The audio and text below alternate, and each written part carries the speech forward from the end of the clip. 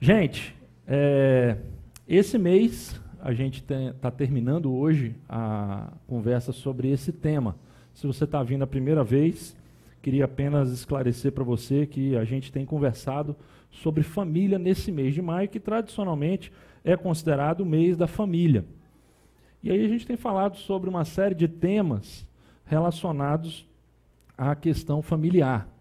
A família, falar sobre família é um grande desafio, porque, conforme a gente falou na semana passada, talvez o lugar mais difícil para você manter a sua fé cristã, o seu testemunho cristão, é justamente dentro de casa. É justamente ali, no convívio diário, que as coisas se tornam muitas vezes difíceis mesmo. Então, a gente falou sobre a importância da família, fazendo uma rápida recapitulação aqui. A gente falou sobre o desafio da permanência numa cultura do descartável. E a gente falou sobre as tentações que nos levam, muitas vezes, a ferir justamente as pessoas que a gente mais ama e as pessoas que mais amam a gente.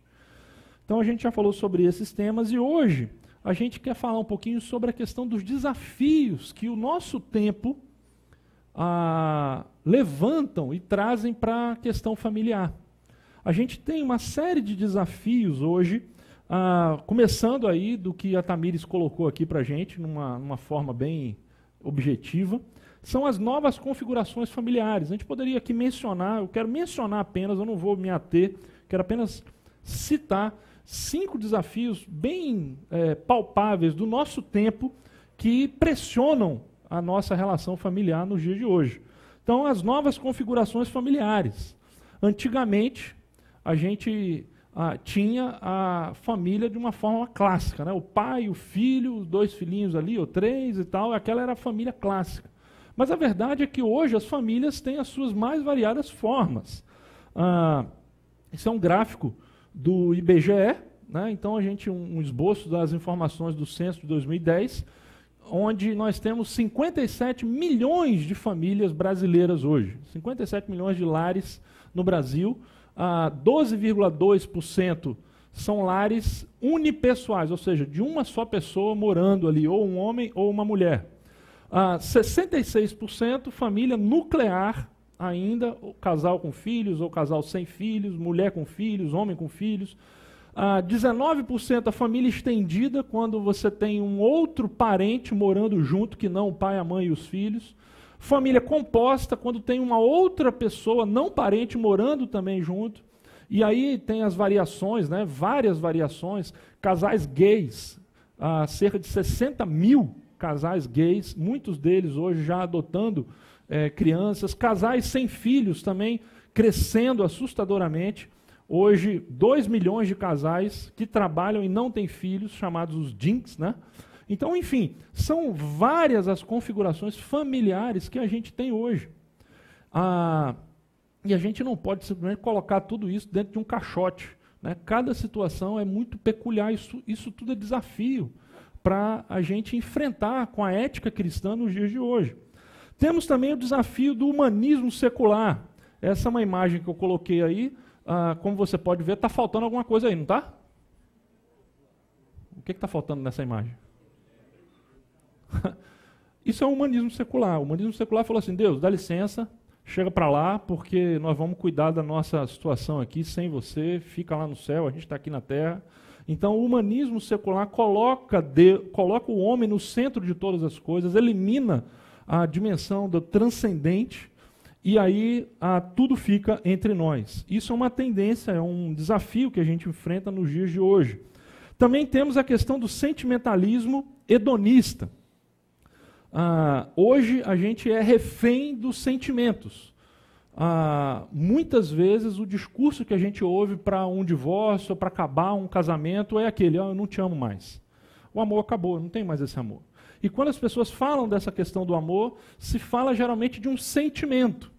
E as pessoas hoje vivem na dimensão de que as suas decisões e tudo aquilo que elas fazem em termos de compromisso é tudo baseado naquilo que elas sentem. É muito difícil hoje você achar pessoas que tomem decisões a partir das suas convicções.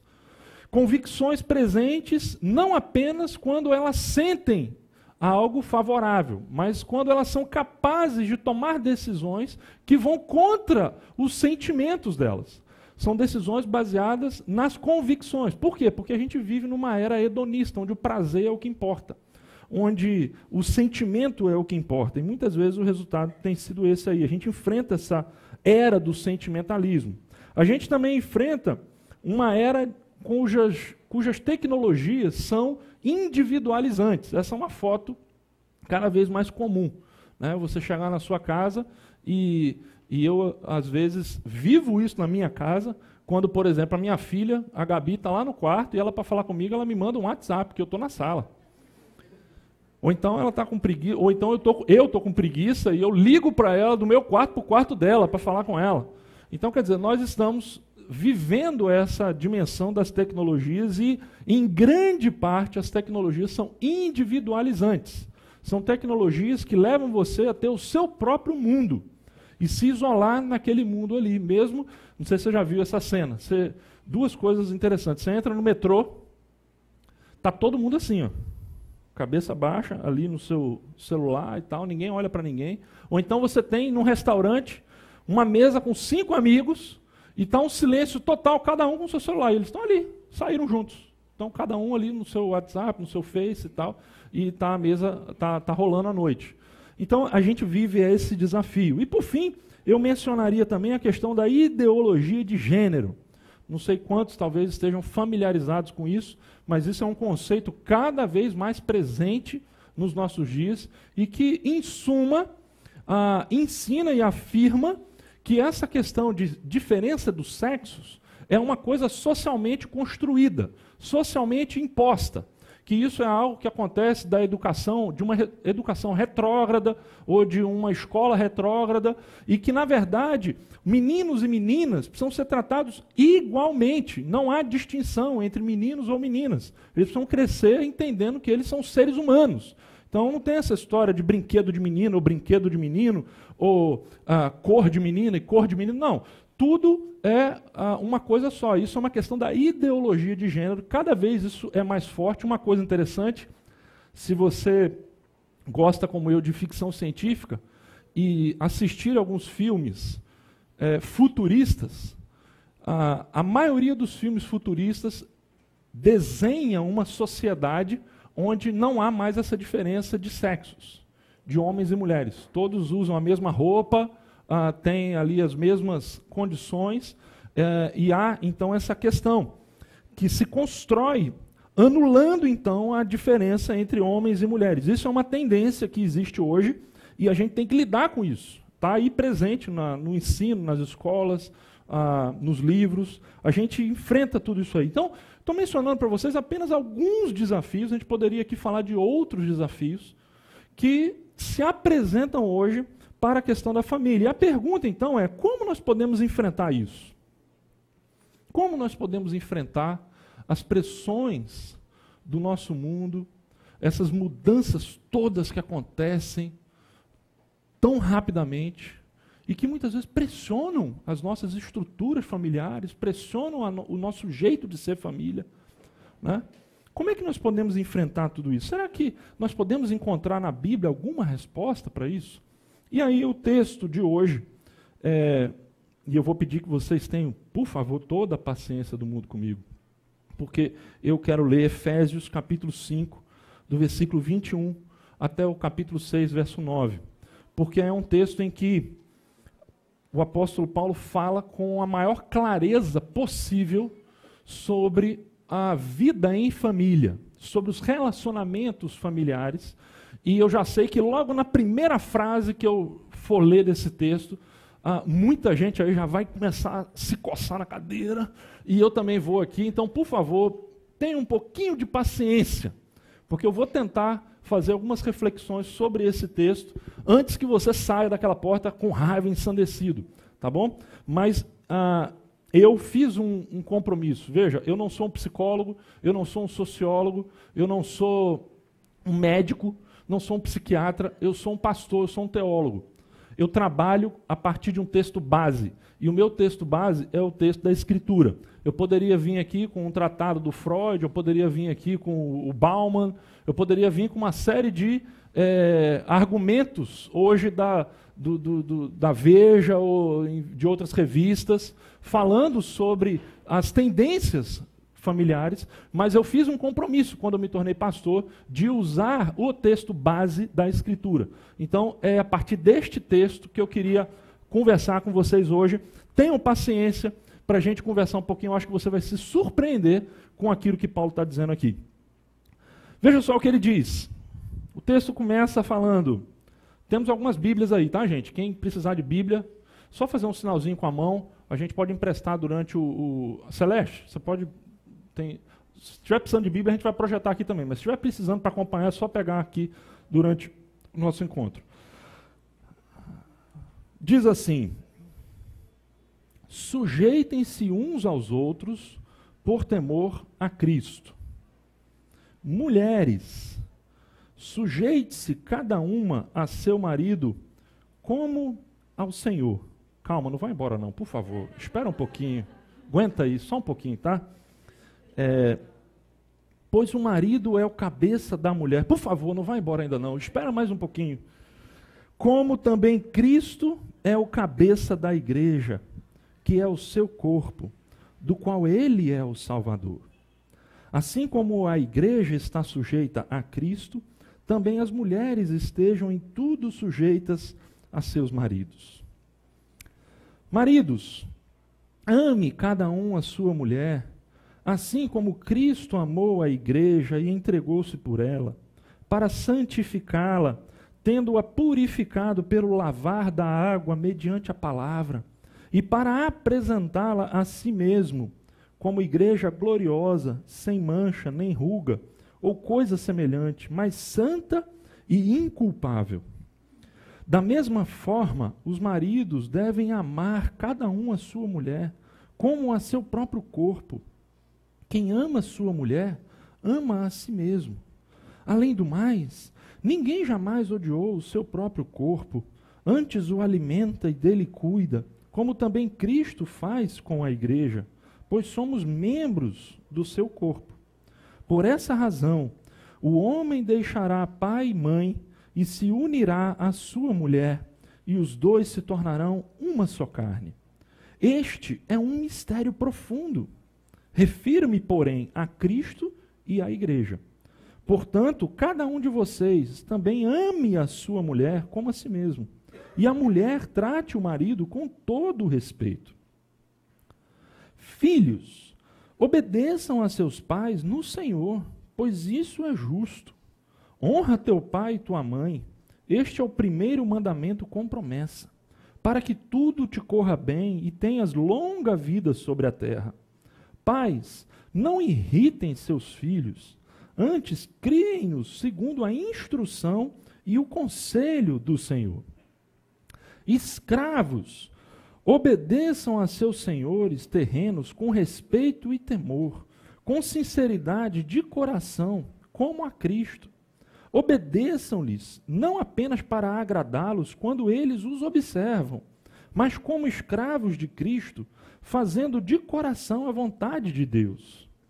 Sirvam aos seus senhores de boa vontade, como servindo ao Senhor e não aos homens, porque vocês sabem que o Senhor recompensará cada um pelo bem que praticar, seja escravo, seja livre.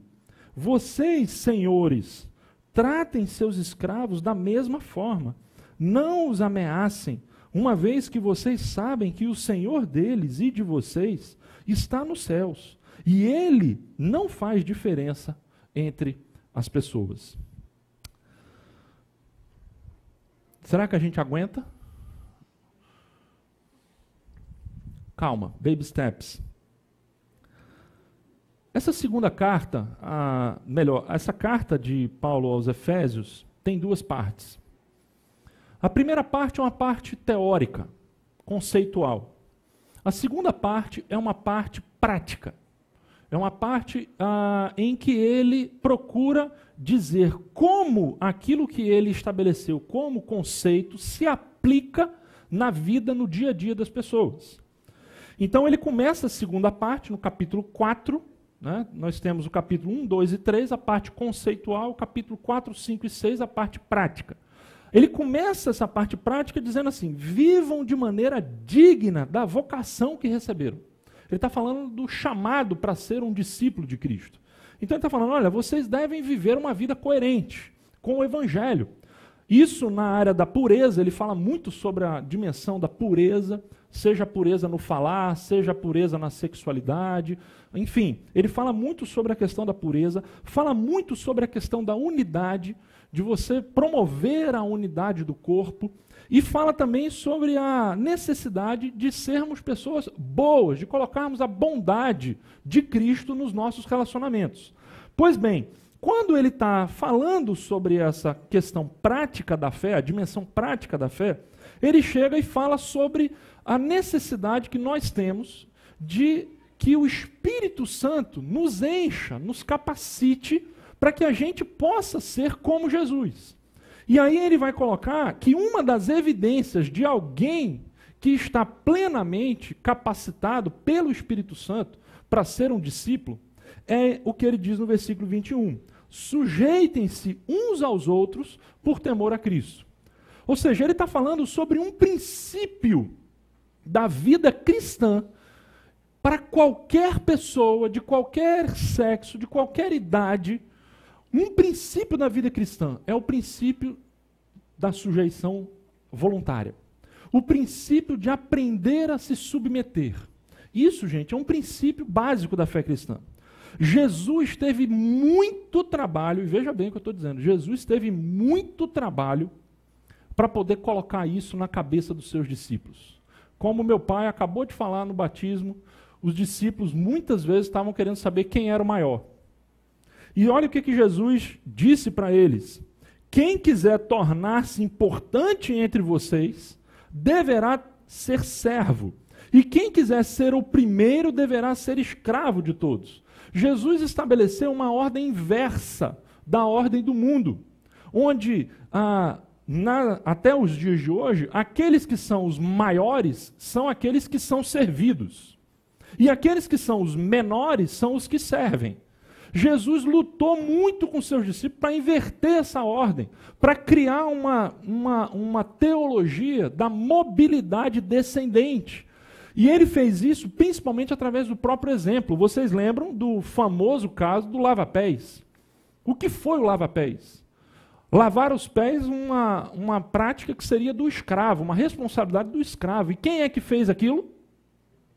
O próprio Jesus, lavando os pés dos seus discípulos. Aquilo ele está invertendo completamente a ordem. Porque o líder é aquele não que manda, mas o líder é aquele que serve. Jesus lutou muito.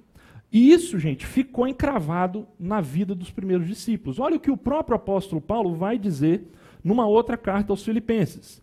Nada façam por ambição egoísta ou por vaidade, mas humildemente considerem os outros superiores a si mesmos. Cada um cuide não somente dos seus interesses, mas também dos interesses dos outros. Seja a atitude de vocês a mesma de Cristo Jesus. E aí ele vai falar que Jesus, sendo filho de Deus, ele não ficou lá no bem bom do céu, mas o que ele fez? Encarnou, desceu. A mensagem do Natal é uma mensagem da descida. Né? Citei no Natal passado a frase do Boff: todo menino quer ser homem, todo homem quer ser rei, todo rei quer ser Deus. Apenas Deus quis ser menino. Porque é o caminho inverso. A gente está nesse mundo onde todo mundo só quer subir. E Jesus, com muito sacrifício pessoal, nos ensinou que o padrão ético cristão é o da descida. É o daquele que serve e não daquele que é servido. E aí então, gente, Paulo começa esse texto prático falando isso. Sujeitem-se uns aos outros, por temor a Cristo. E a pergunta que vai ajudar a entender esse texto é essa: como este princípio geral deveria influenciar e orientar os relacionamentos familiares? Como esse princípio, essa atitude, esse conceito de que na vida cristã Todo discípulo de Cristo precisa assumir uma postura de ser um servo, de ser aquele que ajuda, de se submeter, em vez de simplesmente querer ser aquele que manda. Como é que isso se aplica na vida familiar? E aí, então, gente, é preciso que você tenha uma informação histórica. Como era a família na época de Paulo? Como era essa família? A família era diferente da família de hoje. Nós estamos falando não a partir do nosso óculos de 2000 anos de pensamento em que a gente vive numa era chamada pós-moderna. E veja, Paulo está falando no primeiro século. Muito antes do iluminismo, muito antes da Renascença, muito antes de qualquer desses filósofos modernos, muito antes de Freud. Veja, ele está falando a partir de uma ótica peculiar do primeiro século. E naquele mundo, gente, as famílias eram compostas e divididas entre aqueles que dominavam e aqueles que eram dominados. Era assim que era a família. De um lado, nós temos o marido, o pai e o Senhor. Do outro lado, nós temos a esposa, os filhos e os escravos. Todos esses estavam juntos na mesma estrutura familiar. Eu li o texto dos escravos, porque naquela cultura os escravos estavam plenamente integrados na vida da família, eles faziam parte da família. Pois bem, nós temos aqueles que dominavam e aqueles que eram dominados. Essa era a família na época de Paulo.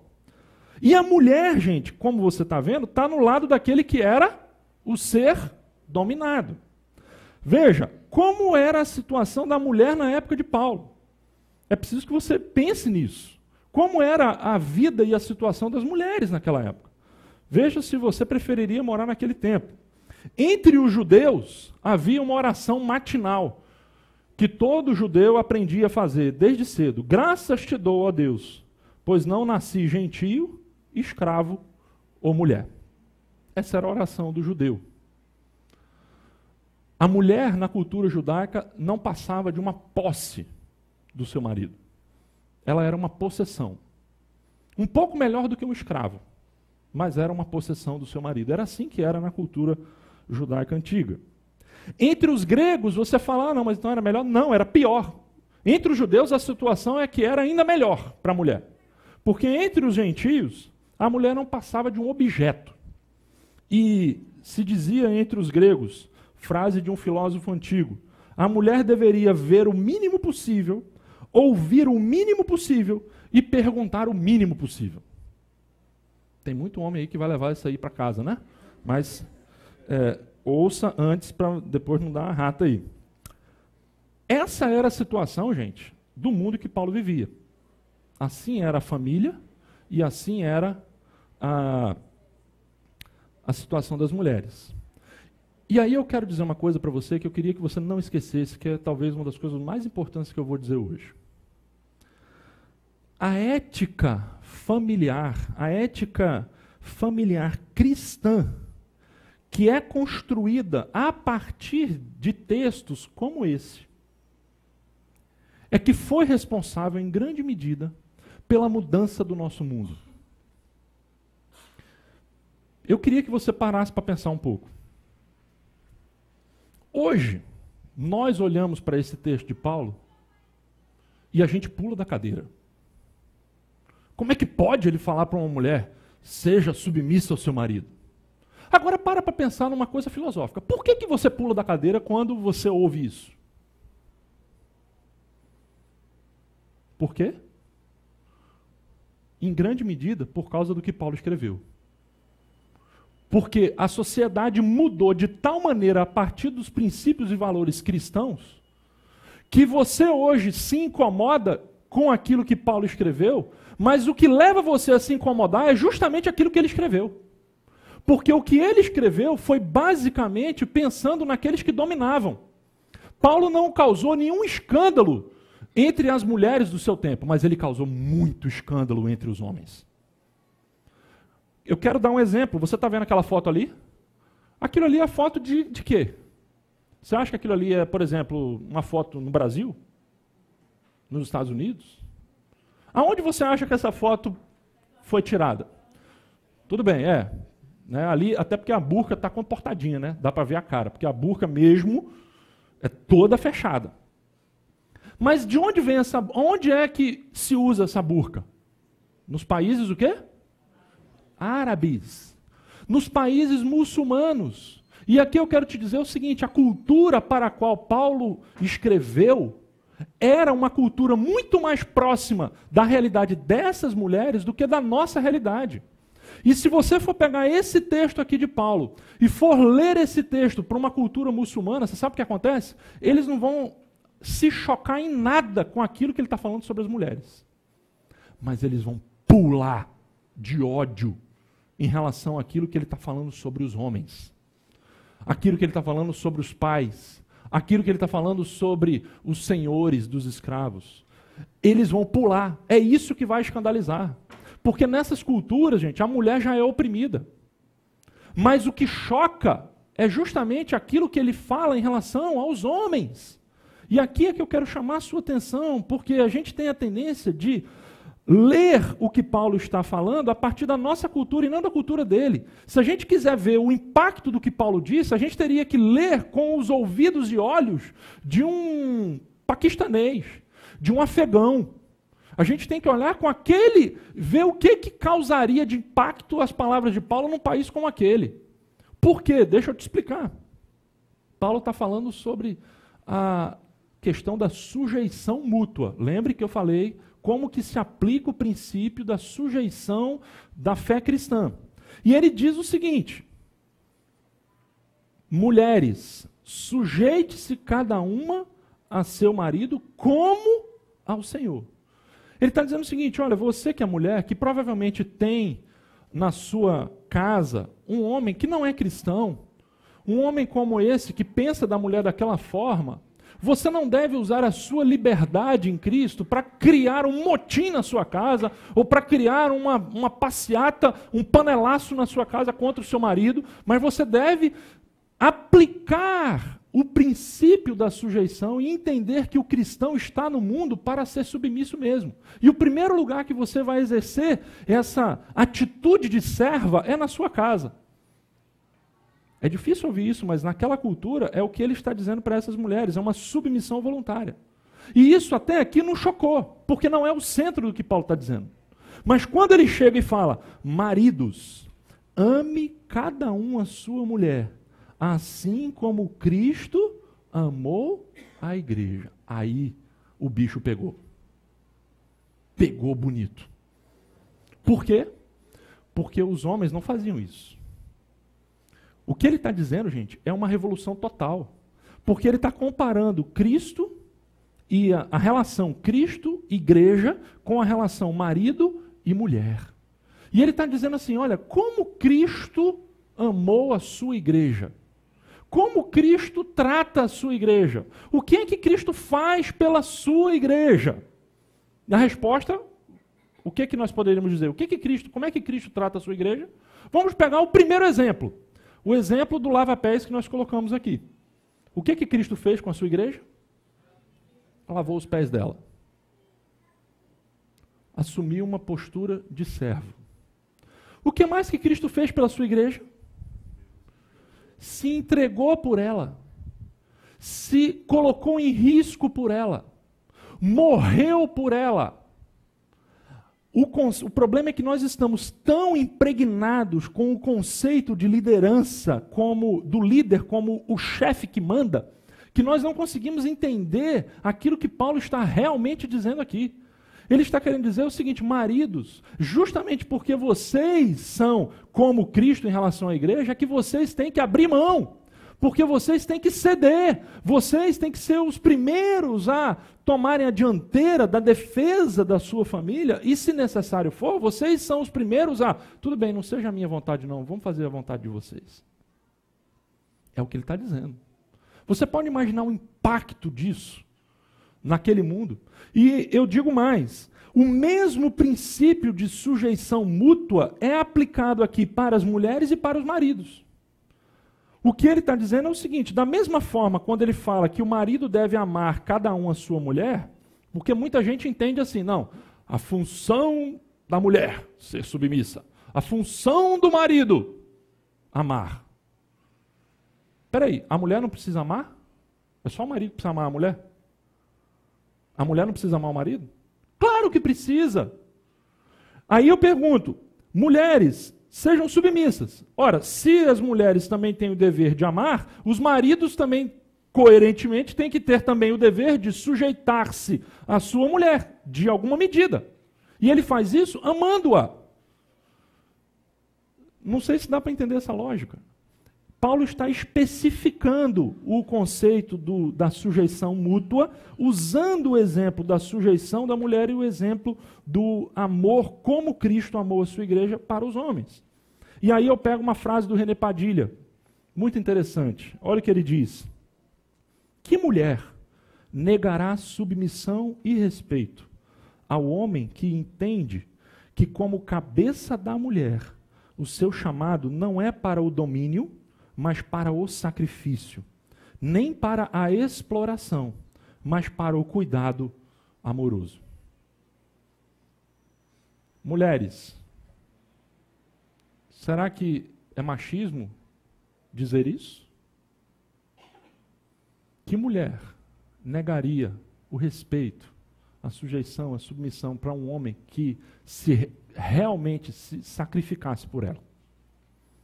Por um homem que tomasse a dianteira, não simplesmente nos direitos da casa, mas nos deveres, nas responsabilidades, nos riscos. Que fizesse o trabalho sujo, que fizesse o trabalho duro. Vocês estão percebendo o que Paulo está dizendo e como ele causou uma mudança? A pergunta é, por que que hoje, nos países islâmicos, a mulher é tratada daquele jeito? E por que que hoje, nos países cristãos ocidentais, a mulher é tratada do jeito que nós sabemos que é? Eu não estou querendo dizer que a mulher não é maltratada, não é bem tratada, né? Existe, obviamente, nos dias de hoje, uma opressão enorme em relação à questão das mulheres. Mas, mulheres, mesmo as mais feministas de plantão, vamos ser sinceros, vocês acham que a situação da mulher é melhor no Brasil ou no Afeganistão?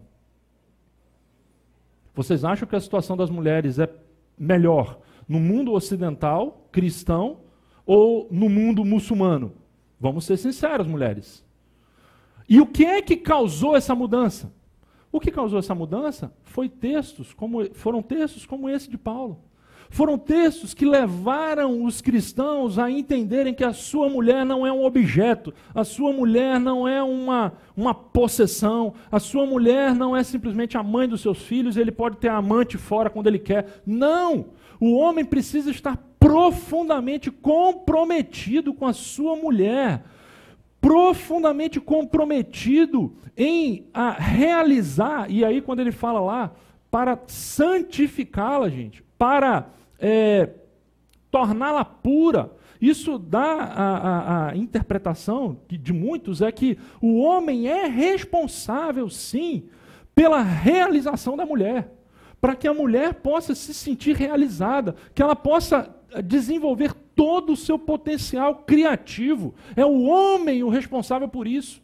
Quando a sua mulher se frustra, a culpa é sua, homem. Não é culpa dela, simplesmente. A culpa é sua, que não teve a coragem de assumir o risco necessário para realizá-la. O mundo cristão começou a viver isso. E aí, a partir dali, gente, as coisas começaram a mudar. Porque quando você entende que as relações familiares precisam ser nesse nível de sujeição mútua, você imagina uma mulher daquela de burca. O impacto que foi para uma mulher como essa, de repente o seu marido começar a tratá-la de uma outra forma. Começar a se sacrificar por ela. Começar a abrir mão dos seus desejos e direitos por ela. Você pode imaginar o que foi isso naquela cultura? Então, na verdade, o que eu quero dizer para vocês é que, muito mais do que uma posição machista, o que Paulo está falando aqui é, na verdade, algo que, se for colocado em prática, é a verdadeira emancipação da mulher. É a verdadeira liberdade da mulher. Muitos chamam Paulo de machista, mas vocês não imaginam o tanto de pedrada que ele teve que levar daqueles fariseus, daqueles homens insensíveis, porque o que ele disse não causou escândalo entre as mulheres, mas causou muito escândalo entre os homens. Filhos, obedeçam a seus pais no Senhor. Pais, não irritem seus filhos, antes criem-nos segundo a instrução e o conselho do Senhor. Ele está estabelecendo aqui um conceito, agora não mais na relação marido e mulher. Ali, a sujeição mútua se estabelece quando um prioriza o outro, mas na relação pais e filhos também precisa estar presente. Lembrem-se, quem era a parte dominante entre pais e filhos? Os pais. Você sabia que um pai naquela cultura poderia simplesmente condenar o seu filho à morte? E muitos faziam isso. Uma desobediência, uma desonra, poderia significar a morte do filho pelo próprio pai. E Paulo está dizendo o seguinte: primeiro, filhos, obedeçam seus pais. É dever dos filhos, está aí um dos mandamentos. Primeiro mandamento com promessa: honrar o pai e a mãe. É dever dos filhos obedecer os pais. E é dever dos pais criar os seus filhos segundo a instrução e o conselho do Senhor. E pais, não irritem. O que é irritar o filho? Não é simplesmente fazer uma brincadeira para provocar ele. Irritar aqui é no sentido de fazer o filho tropeçar, aquilo que o meu pai disse na ocasião do batismo. É levar o filho a cair. E aqui eu quero dizer algo sem medo de errar, mas com toda humildade e temor. Hoje nós discutimos muito a questão da redução da maioridade penal. Será tema, certamente, do nosso fórum no próximo sábado. Mas eu tenho a mais profunda convicção de que reduzir ou não reduzir não vai resolver o problema. Não adianta reduzir e não adianta não reduzir. No fundo, essa discussão, a solução dela não passa por esse ponto. A solução está, sabe aonde? Na família. Porque se nós tivéssemos mais pais que pudessem ensinar e criar os seus filhos segundo a instrução e o conselho do Senhor, nós não teríamos jovens e adolescentes esfaqueando ninguém na lagoa, na rua. A gente não teria isso. No fundo, o problema é familiar. No fundo, o problema é carência afetiva. São filhos que não foram amados, são filhos que não foram aceitos, são filhos que não têm pais, são filhos com pais desconhecidos, mães que não ligam para eles. No fundo, o que nós temos é isso. É um problema de estrutura familiar. É nosso dever, se você está aqui, se você é pai, saiba que você tem uma grande responsabilidade. A sua responsabilidade não é só evitar que seu filho seja um bandido ou que ele não seja um cara que vai esfaquear alguém na rua. É muito mais do que isso. Esses casos são os extremos. Mas, no fundo, a atitude dos pais, e aqui eu volto a dizer, o mesmo princípio da sujeição mútua se aplica aos filhos e aos pais. Os filhos cristãos aprendem que precisam ser submissos aos pais. E os pais cristãos aprendem que eles precisam, que eles têm uma missão em relação aos seus filhos e que a função deles não é mandar. A função deles é se sacrificar.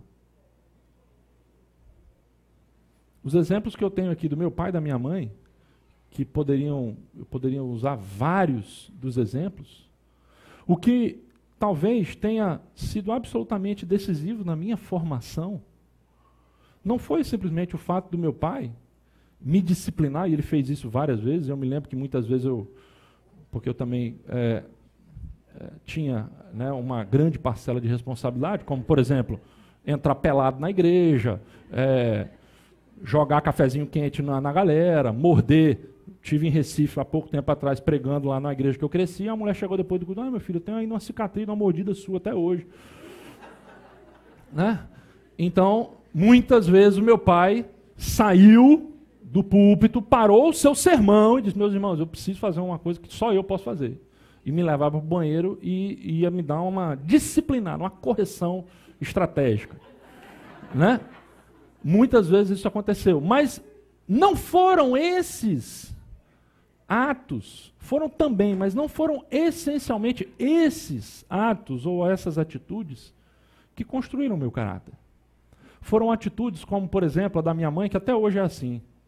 Se tem 2 bifes e eu como um feito um relâmpago, e ela está comendo dela e ela vê: meu filho, você quer mais não? ela me dá o bife dela e ela não come o bife. É verdade. Né? Vai devorando, né? Os filhos devoradores. Né? Isso eu ainda estou aprendendo, ainda não consegui aprender isso não, mas estou tentando aprender. Gente, o que causa impacto nos seus filhos não é simplesmente a atitude dura de correção, isso é muito importante e necessário, mas é a disposição que você vai ter de se sacrificar pelo seu filho, de abrir mão por ele. Da mesma forma que o homem precisa fazer em relação à mulher, ele também precisa fazer em relação aos seus filhos. Muitas vezes abrir mão de um conforto pessoal, muitas vezes abrir mão de uma realização pessoal para realizar os seus filhos. Se você for ler hoje nas principais tendências, uma coisa que eu li outro dia desse, uma reportagem dizendo que quando você vai chegando perto dos 50, e eu ainda tenho um tempinho para chegar lá, mas quando você vai chegando perto dos 50, existe uma crise típica dos 50. E essa crise típica dos 50 é quando o seu trabalho e as coisas que você constrói já não te realizam mais plenamente. E quando você vai chegando perto dos 50 e depois dos 50, sabe o que acontece? Aquilo que vai te realizar é a realização dos seus filhos. Quando eles se realizam, você se realiza. E é muito importante você ter isso em mente. E trabalhar nisso. Porque você precisa, emocionalmente, que o seu filho se realize. De alguma maneira, você se eterniza no seu filho, na sua geração, no seu legado. É por isso que é tão perigoso a postura dos jinx, da opção deliberada por não ter filhos. Porque, meus queridos, os filhos, não são eles que precisam de nós, somos nós que precisamos deles, como pessoas, como seres humanos. Filhos, obedeçam a seus pais, pais, não irritem os seus filhos, é o mesmo princípio da sujeição mútua. Você já imaginou o que isso causou? Não causou nenhum escândalo entre os filhos, que já eram obrigados a obedecer aos seus pais, mas causou muito escândalo entre os pais daquela época que maltratavam os seus filhos e que tratavam os seus filhos como ninguém. E de repente os pais cristãos começaram a se sacrificar pelos seus filhos. Os pais cristãos e as mães cristãs se recusavam veementemente a fazer abortos. Elas não abandonavam os seus filhos, elas não abandonavam os seus doentes, mesmo com risco de contrair uma doença mortal. As famílias cristãs, elas se cuidavam umas das outras. Isso é história, gente, isso não é suposição. E o que é isso? É o mesmo princípio de sujeição mútua. E por fim, para terminar, porque o meu tempo já foi, o que ele fala das relações escravos. Muita gente fala, não, mas veja, Paulo não está combatendo a escravidão aqui. De fato, não está combatendo diretamente. Mas foi justamente por causa de textos como esse que criou-se um ambiente de igualdade tal entre os patrões cristãos e os seus escravos, que lentamente a escravidão foi minguando, minguando e minguando. A base, Paulo não acabou com a escravidão dizendo, isso é um absurdo, vamos acabar com a escravidão. Mas ele acabou com a escravidão de dentro para fora. Ou melhor, eu diria, comendo pelas beiradas. De fora para dentro, né? Melhor, nesse sentido. Ele acabou com a escravidão, ele deu um golpe na escravidão, justamente quando ele diz aqui para os senhores, tratem seus escravos da mesma forma, não os ameacem, uma vez que vocês sabem que o Senhor deles e de vocês está nos céus, e ele não faz diferenças entre as pessoas. Ele não acabou com a escravidão aqui, mas ele já lançou uma bomba no interior da filosofia que mantinha a escravidão de pé. E a partir daí começou a ruir a coisa toda. Gente, ele está estabelecendo aqui o mesmo princípio de sujeição mútua. Os escravos não devem usar a sua liberdade cristã simplesmente para criar um motim de revolta contra os seus senhores. Mas eles devem trabalhar como para Cristo. Ele diz, veja que a expressão como a Cristo aparece 3 vezes. Ele fala com sinceridade de coração, como se você estivesse servindo a Cristo. Depois, como escravos de Cristo. Depois, como servindo ao Senhor. A gente poderia aplicar essa questão da escravidão aqui ao ambiente profissional. E aqui a gente tem muita gente que trabalha em grandes empresas. E a concepção cristã, gente, é a seguinte: você não trabalha para o seu chefe. Aqui a gente tem vários irmãos nossos da Petrobras, né? Quem é o presidente da Petrobras? Hoje mudou, né? O Bandini. Como é? Brandini. Bendine. Certo.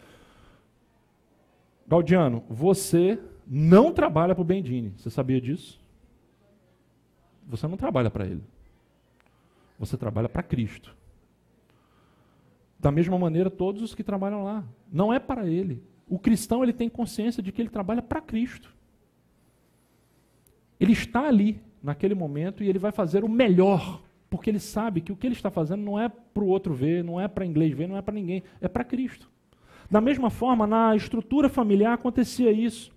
E é muito triste. Olha, eu quero dizer uma coisa para vocês aqui, um testemunho pessoal. Lá em casa já trabalharam algumas pessoas. Juliana sempre trabalhou fora, e a gente sempre teve gente trabalhando lá em casa. Você sabe, até hoje, quem foi a pior pessoa que trabalhou lá em casa? A pior. A que deu mais trabalho. A que colocou em risco o meu testemunho, a minha paciência cristã e as minhas filhas. Foi a que era mais crente.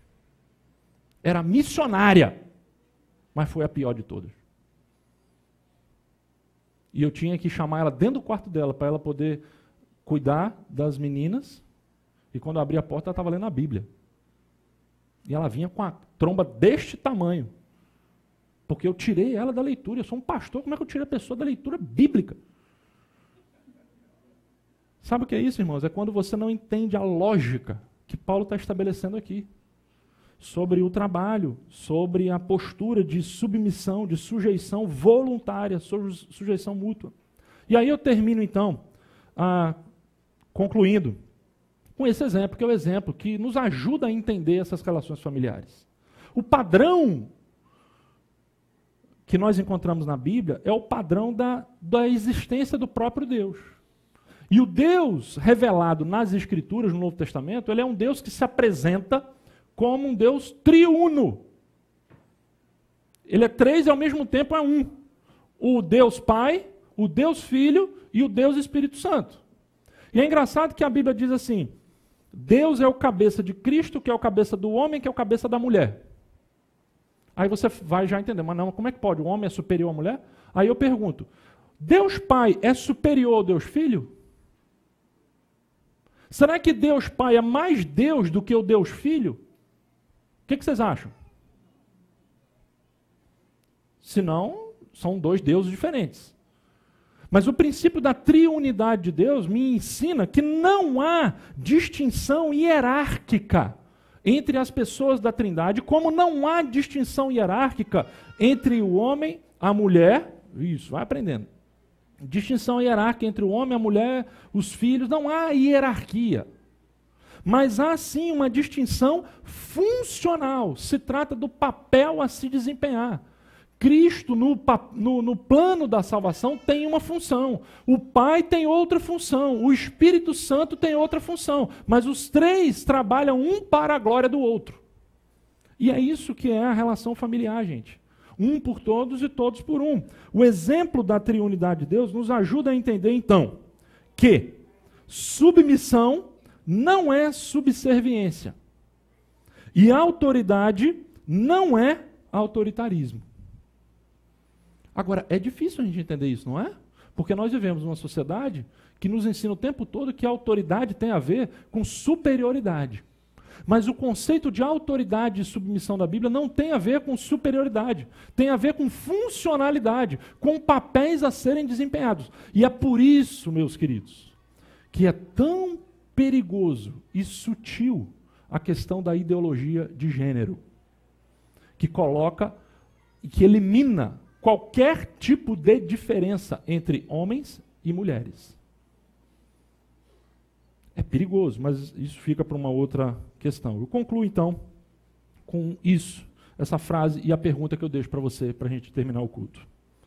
A ética cristã da família é baseada no amor que se doa e se entrega pelo outro. A pergunta do início, como é que a família vai fazer frente aos desafios da modernidade? Do mesmo jeito que ela faz frente com os desafios da pré-modernidade, da modernidade, da pós-modernidade. É do mesmo jeito. A ética cristã é a mesma, desde a época de Paulo até os dias de hoje. A ética é qual? A ética da submissão voluntária em amor. Os relacionamentos em família, eles não são baseados na questão simplesmente de um autoritarismo. Faz porque eu mando. Se você, meu querido, que tem autoridade, precisa defender a sua autoridade, você já perdeu. Se você precisa dizer que é o que manda, você já não manda nada. Porque a autoridade se conquista e se constrói a partir de doação, de sacrifício, de ser alguém sujeito e que vive para o outro e não para si mesmo. Então essa é a ética cristã. E aí eu pergunto para você, como o princípio da sujeição mútua em amor poderia transformar a sua família? Essa semana eu coloquei uma frase no Facebook que diz o seguinte: não há ideologia... ajuda aí o Raimundo. Não há ideologia... Tá tudo bem, ele só deu uma soneca ali.